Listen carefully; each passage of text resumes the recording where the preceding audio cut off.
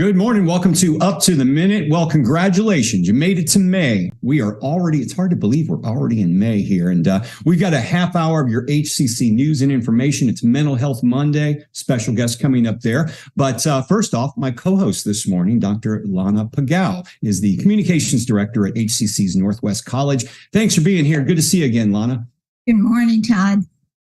Hard to believe we're already in May. Summer sessions are starting soon. We're registering for the fall. Where did the year go? Absolutely. As we get older, it seems the years just go by quicker. And today is May 1st. So if I were in Hawaii, I'd be enrobed in flower lays because May Day is Lay Day in Hawaii. So it's a big deal in Hawaii. Is it like a holiday there? It almost is a holiday. Everybody would be wearing lays today. Very cool. Well, we've got a great show for May Day for you here in Houston. But first, I want to thank everyone watching us on Facebook Live and YouTube. We're here just about every morning that HCC is in session, live at 10 a.m. And Lana, they can also catch us on social media anytime and on HCCTV. That's right. As always, we are live on the Houston Community College District Facebook page, not HCC, and on YouTube. We're also on Twitter, LinkedIn, and on HCCTV at noon, 5 and 10 p.m. Monday through Friday.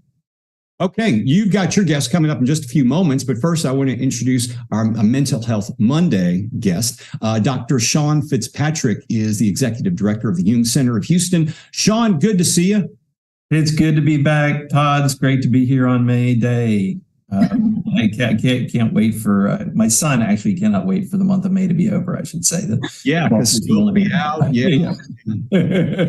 Best time to be a kid at this time. Sean, stick around. We're going to be with you in about 10 minutes. And now, Lana, I'm going to turn things over to you because you've got another special guest as well. Yes, we have Dr. Desmond Lewis, who's the Associate Vice Chancellor of HCC College Readiness Division. Welcome back to the show, Dr. Lewis. Hello. Hey, to give our viewers some background, tell us exactly what college readiness means at HCC. Well, college readiness is basically preparing students for the rigors of what college is. So as they enter the institution, there are multiple on-ramps, so to speak. You have traditional on-ramps. You also have dual credit, developmental education, adult education, continuing education. And college readiness is basically that entry into the college and preparing students for the rigor that's waiting for them here to ensure their success. Right. So what departments make up the College Readiness Division? Well, you have the college readiness area, which is the college readiness unit is what I'm over. You have the college readiness division, which houses our developmental education area, which is our integrated reading and writing, our developmental math, our intensive English, CE languages, which CE languages and intensive English are 4 different levels of our ESOL programming. We also have the VAST program. The VAST program has to do with students with cognitive disabilities or challenges, which we just had the graduation last Friday, April 28th. It was wonderful. It was held at Central. A great shout out to Sue Maraska, the director of that program, and all of those wonderful students that were there. We also house within the college readiness area the Bridge Puente program. The Bridge Puente program is a program that focuses on cultural relevant and culturally responsive instruction. The 2 leads for that are Dr. Samantha Rodriguez and Professor Sybil Davis. All of that's being led overall with the college readiness area by Interim Dean Annie Sue. We also have our adult education and literacy area that's being led by Nakia Edwards as the executive director. Our AEL area has our, what some people call GED, but it's text chase for those students who are looking for receiving their diplomas that have not been able to complete things in high school. We also have a sector within adult education and literacy for ESL programming too. And we have our adult high school.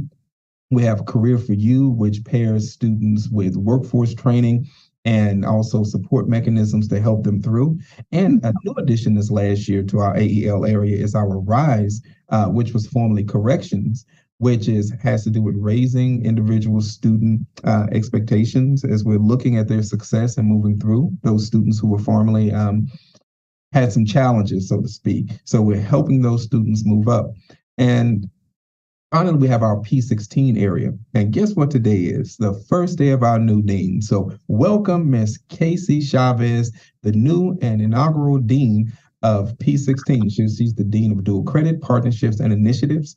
She's onboarding now, but our dual credit sector has to do with the dual credit mechanisms throughout the entire district. So that's basically what college readiness is, those departments that make up college readiness. Wonderful. So with the adult education, Career4U, dual credit, and co-requisites housed under the umbrella of college readiness, how do these programs align with one another and the college as a whole? Excellent. Okay, as I said earlier, it's the entry level of the various on-ramps into the college. So the alignment of those, let's say adult education will be step one, and we say college readiness is another step as we move forward. And of course, P16, which is dual credit. These are all different programs that cater to different populations that may parallel one another, but students can shift.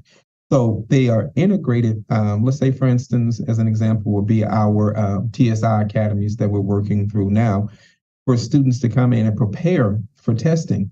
We have mechanisms by which to identify which program best suits students based upon their needs. And that gives me an opportunity to mention our quality enhancement plan, which is personalized learning pathways. Looking at these personalized learning pathways, the College Readiness Division and these various departments that you mentioned earlier work through integrated planning to, again, align the needs of the students with the resources at the college to ensure levels of success by tiered mechanisms of support all the way through. So the co-requisite programs at the college is in our developmental area, which allows students to take a college level course with a support course under the auspice of House Bill 2223.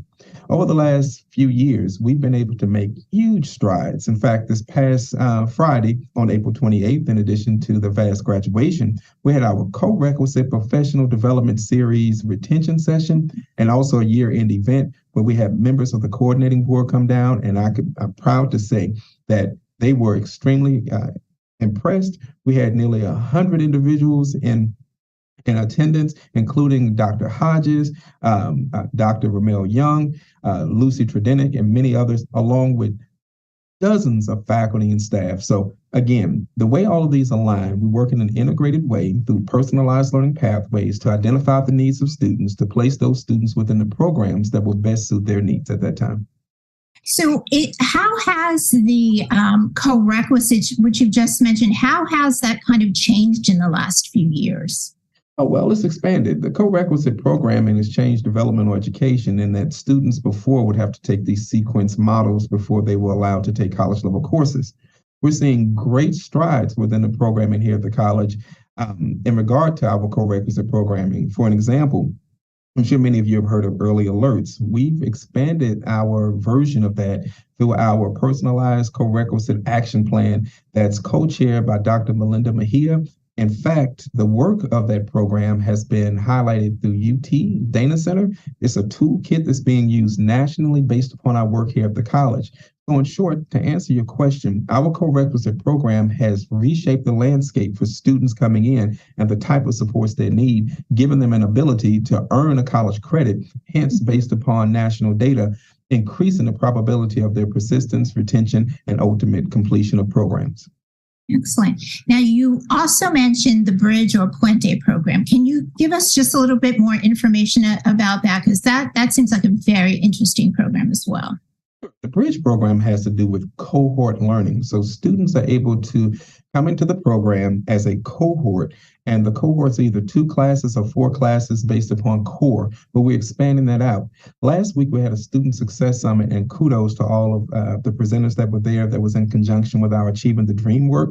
And big shout out to Dr. Betty Fortune for organizing that event. But during that event, we, as in those in the college readiness area, the leads, and also myself, were able to present on the Puente program, the Bridge Puente program. So the program basically is based upon the Puente project model out of Berkeley University that looks at culturally responsive and culturally relevant instruction and has a Puente Teaching Institute that takes place each year. In fact, it's this month. We're sending 7 or 8 people down there for that training. So students are building a sense of belonging by working through those cohorts, and that works in tandem with the same work as Dr. Manaz Kalani with her sense of belonging work at the college. Wow, that's very interesting. I love that we're looking at cultural backgrounds to see how students can be successful in what they do. Well, thank you, Dr. Desmond Lewis, Associate Vice Chancellor of HCC's College Readiness Division. We'll have all your information in our post after the show. Thank you. All right. Thank you both. As we mentioned at the top of the show, it is Mental Health Monday, and one of our reoccurring guests, Dr. Sean Fitzpatrick. He's the Executive Director of the Jung Center of Houston. Welcome back to the show, Sean. Always good to talk with you. Good to see you too. Thanks for having me back. May is Mental Health Awareness Month, but, assessing our own mental health can be challenging. Like, we can diagnose ourselves when we know we broke a leg, but, determining if we're mentally healthy, what's the best way to do that? How will we know when we're struggling? It's pretty pragmatic. And with a big caveat, which is that there's a lot about how we function in the world that we just can't see ourselves. Mental health providers, like psychologists, professional counselors like myself, social workers, and so on, use something called the Global Assessment of Functioning. So it's a score, a GAF score is what we call it. So everywhere from 0 to 100 on the GAF. So people who are at 91 to 100 are just doing fantastically. There are no symptoms and they're functioning at the highest level in all aspects of their life. People who are down in that lowest decile, like between 1 and 10, are people who are actively planning to harm themselves or active threats to themselves or others. They're struggling with fundamental things like personal hygiene and so on. Most of us fall somewhere in between that spectrum. And what matters most, I think, as an initial indicator is how we engage with the social world, like how we engage with the people around us. If we're struggling at work, at school, or in our relationships, we likely want to just pause for a minute and wonder, okay, how am I doing? Like, what's actually happening with me? But as I said, it can be tough because most of who we are is actually unconscious. And what does that mean? Tell us when we're mostly unconscious. What is that? So it's kind of a fundamental aspect of human nature that so the word unconscious comes into being as a bit of jargon in the 19th century to talk about, what has been traditionally a really fundamental part of who we are. So ways that we can quantify it now include the work of neuroscience. So neuroscientists have done research on us. This is really simple. At any given moment, we have hundreds of thousands of data points that our senses are registering that are coming in at any given moment, hundreds of thousands of data points. If we pay attention, we might be able to be aware of about 50 of them. So you already get a sense there that most of our operations are happening below the level of our awareness. And neuroscientists have noticed this when they take a look at us under the MRI, fMRI machines. They can see that actually most of the processes that allow us to navigate through the world do something as simple as walk to the end of the driveway and pick up the newspaper. Not that many people do that anymore, but I'm dating myself with that. Like most of the processes that it takes just to do something simple like that are below the level of our awareness. So most of who we are is unconscious. Sometimes it seems like it sneaks up on you all at one time, the unconsciousness, I mean, in personal experience, I was widowed last year and, going through the holidays, I'm trucking through, everything's good. But, it really started taking its toll, and then I got to January and I thought, well, wait a second here. I never understood depression. I knew people that had it. I recognized it. But until that point in my life, and I had to step back on, wait a second here, there's something wrong because you notice you're having time, doing those simple things are very challenging for you. Yeah, thank you for being so open and talking about it, Todd. What you're describing is very common. And actually, when we are dealing with, we see people clinically who come in who have experienced a loss as you had. One of the metrics we're working with and hearing people describe the kinds of symptoms that you have is trying to differentiate between what we would call depression and what we call grief, because they look very much the same, and it can look very much the same. And pragmatically, they really are the same. The difference is that with grief, we might understand that this is a natural part of our response to a loss. And all of those symptoms that we're experiencing are actually kind of ways of trying to protect us, right? Yeah. And help us process the loss in a deliberate way, or in a way that is, takes a bit of time, but we have a process built in to help us with that. How does religious traditions play the role in unconsciousness, and how does that fit into it? Yeah, so, this idea of the unconscious, as I say, it's a very powerful idea. We're documenting it in all kinds of ways in 21st century, but it's really one that's been around for a long time. So I'll give you an example of this. I want to make sure that I'm getting the words exactly precise. So this is from the Gospel of Matthew. So this is from the Christian tradition. And there's an observation that Jesus makes at one point. He says, "How can you say to your neighbor, 'Let me take the speck out of your eye,' while the log is in your own eye? You hypocrite, first take the log out of your own eye, and then you will see clearly to take the speck out of your neighbor's eye." So it's funny. He's pointing out something that's really helpful, and I think is just fundamental to human nature, is that it's really pretty hard to see our own failings. And it's not just failings. We often really struggle to see our own giftedness, or the things that we really bring into the world. So it's much easier to look at others and see, if you really want to know how you're doing and you have a partner, ask your partner. They'll tell you. They know. They see. But it works the other way too. So I would say a couple things. One is that if we're really concerned about how we're doing in the world, we want to be paying attention to how are we sleeping? Have we seen changes in how we sleep? We're sleeping a lot more than we used to. We're sleeping less. And is that a persistent pattern? Likewise, our patterns around eating and nourishment change. Maybe we're eating a lot more, eating less. We may be getting a lot less exercise in, or doing less movement.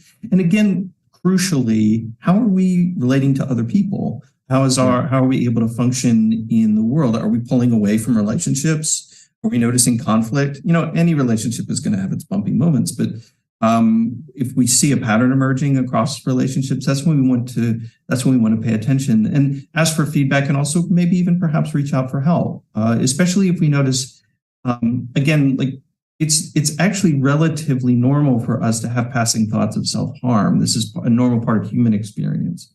It's if we start to notice them recurring and taking up more of our attention, that we probably want to reach out for some assistance in helping us think about them and why they're emerging right now.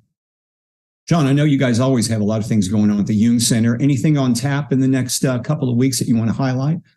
Yeah, I'll mention a couple of things. So we're wrapping up our spring semester. We'll start again in June, but we have tomorrow night, we have a great program we've been doing for many years called An Evening of Tea and Meditation. And it's a collaboration with the Path of Tea, which is a wonderful little tea purveyor off of Alabama near Kirby. And they come up here and they bring their wonderful tea. And then the director of our Mind, Body, Spirit Institute, Alejandro Chaul, leads people in different meditations as they sample the tea. And the other thing I'll mention is that on Saturday, we have a fantastic arts workshop called An Introduction to Soul Collage, which is really emphasizes what we think the role of the arts can have in our lives, which is a tool for self-exploration. And Deborah Lindine's a wonderful instructor. Well, we're going to have a link to your website in our social media post after the show. Sean Fitzpatrick, he's the executive director of the Jung Center of Houston, our Mental Health Monday guest. Thanks for being here. Always good to see you, Sean. Always a pleasure. Thanks, Todd. Bye, y'all. All right. And we've got a few announcements to make. One of them happening today, Lana. It's a Monday night big band concert, and it's free. Excellent. Yes, it is a student ensemble, HCC student big band ensemble with guest artist Dr. Aaron Langton. He'll feature his baritone sax for some of his arrangements, and others will also be featured in the band. And that is tonight at 7:30, which is Monday, May 1st. It's free. It's at HCC Northwest at our Performing Arts Center. You don't have to register, but details are in our post after this show. Okay, and get this, just for those of you keeping score, Cinco de Mayo falls on a Friday this week. So the universe has planned it right. You got the whole weekend for Cinco de Mayo. But we've got an event called Mextasy, a special Cinco de Mayo presentation. As a cultural event for Cinco de Mayo, HCC's Interdisciplinary Studies and Humanities Department is hosting a speaker artist from San Diego State University to present his lively show, Mextasy, a talk and art pop-up. That's happening 9:30 a.m. to 11 a.m. the day before Cinco de Mayo, Thursday, May the 4th. It's free, and it's at HCC Central's Harmon Building, room 100. We'll have more information in our post after the show. And there are virtual studio exhibitions going on right now, but they're ending soon, Lana. Yeah, the online studio student exhibition held in Spatial.io Spaces features student work from all campuses represented online. Juried awards will be offered in design, 2D and 3D, foundations of art, drawing, graphic design, and digital media. And that's now through May 5th. It's virtual gallery. It's free. There's will be artist reception and awards from 11 a.m. to 1 p.m. Wednesday, May 10th at HCC Central Reality Collaboration. Check out our post after the show for the viewing link and for more details. Okay, there's a poetry and arts festival being thrown by the Creative Writing Club, the culmination of HCC's Creative Writing Club's Vocable Contest. This event will include writing organizations from all over Houston, an art walk, readings featuring club members, followed by an open mic event and spoken word performers and poets. All that and more. Live music as well, 10 a.m. to 3 p.m., Saturday, May the 6th. It's this weekend at HCC's West Loop campus. Of course, it's free. We'll have some information in our post after the show. And as we mentioned before, May is Mental Health Monday, and we have assistance available for our students. Yeah. Again, since May is Mental Health Awareness Month, HCC is reminding faculty and staff that it provides such resources to manage stress and anxiety as the Employee Assistance Program, which is EAP for short, for confidential counseling services to employees and their eligible dependents. The EAP is a resource for managing challenging employee relations issues such as workplace conflicts and substance or alcohol abuse. And we'll have a link in our post after the show, but you can also check your emails for helpful videos. Okay, fall registration is open. You can now register for fall 2023. Hard to believe we're saying that already, but we have 5 ways to learn: online anytime, online in a schedule, hybrid, in-person, hybrid lab. They're all available. But if you want to get those in-person classes, the instructor you want, the campus you want, it's best to register ahead of time. Go to hccs.edu/apply. Register today. You still have time. I know you guys are really looking to get more students out there in the Northwest College too, right? Oh, yeah, all the time. And I just can't believe that fall is already open for registration. I mean, we're trying to get the students in for summer, but yeah. I guess pretty soon we'll be enjoying our pumpkin spice lattes. It's never too early for a pumpkin spice latte. I can't understand why they can't do that all year round. I tell you.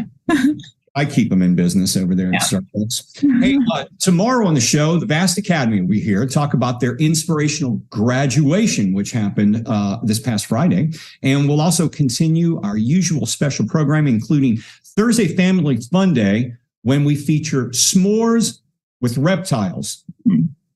Stay tuned for more on that. That's all I'll say. S'mores and reptiles. You ever had a reptile, by the way? Oh, when I was a little kid, I had, those little turtles that died within a week. But I know. Yeah. I love those old turtles. Just couldn't keep them alive. I don't think anybody could keep them alive. My brother had a little alligator too. Oh, alligator. Wow. Yeah. That's pretty vicious. Well, I've got an iguana now, so I guess cool. But we'll talk more about that on Thursday. Lana, thanks for being here. Always good to see you. Always fun. Thank you.